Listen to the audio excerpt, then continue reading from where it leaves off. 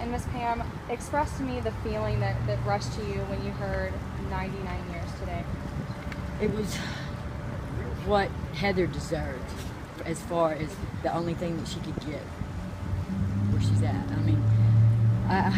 mean, my biggest fear was that she would not get the penalty, or he would not get the penalty that she deserved for what the loss of that all of us felt, and taking that life away from her, being a mom for that, all those years, and because she didn't want anything else to be but to be a mom.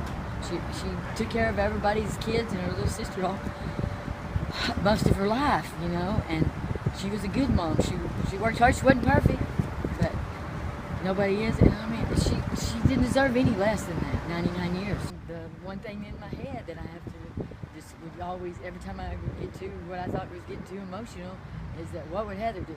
What would she want?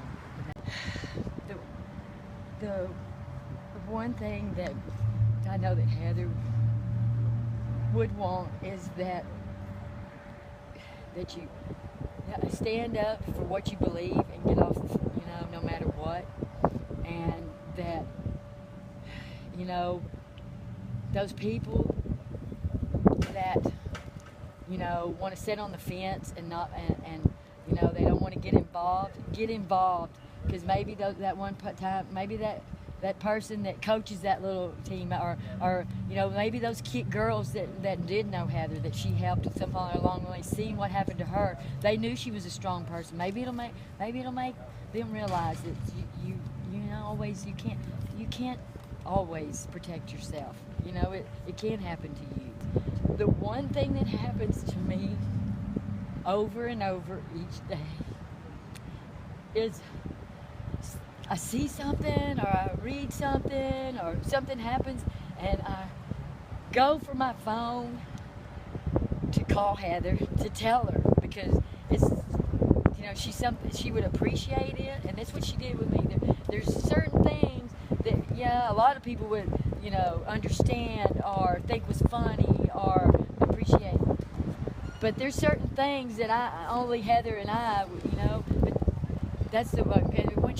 When she had Star was her best friend, but there was those days that she would, pick up the phone. Well, Mom, you're not gonna believe, I was wondering if you've been able to forgive Matthew for what he did, or if you think you'll ever be able to.